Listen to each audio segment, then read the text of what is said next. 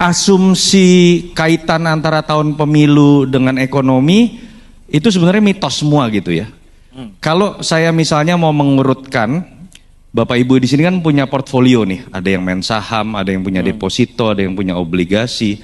Terkait dengan portfolio Bapak Ibu, efek yang namanya pemilu atau politik dalam negeri itu sebenarnya kecil.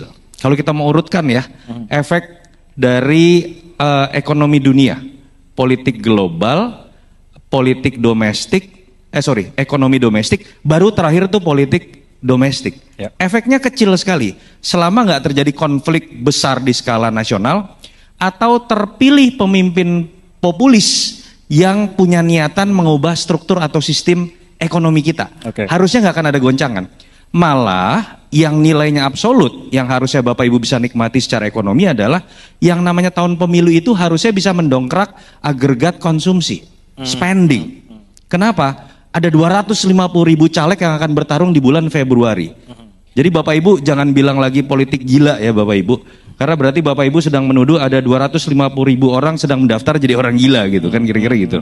Dan kemudian ada pilpres yang kemungkinan 2 putaran. Ya. Spending lagi tuh. Ya.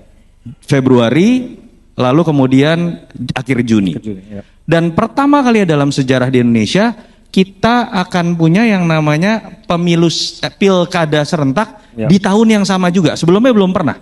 September, sehingga kemudian ada hampir 575 daerah, kalikan misalnya 2 atau 3 kepala daerah, di situ akan ada pertarungan lagi. Harusnya konteks bicara performa ekonomi dalam tahun ini adalah tahun perhelatan pemilu yang punya faktor pengali paling besar terhadap agregat konsumsi, walaupun saya nggak tahu ya, Bapak Ibu di sini ada yang ekonom, mungkin dari data yang ada sekarang belum terasa dan agak terasa lebih sepi masa jelang kampanye dibandingkan dengan masa-masa 5 tahun atau 10 tahun sebelum. Oke, thank you Mas Toto.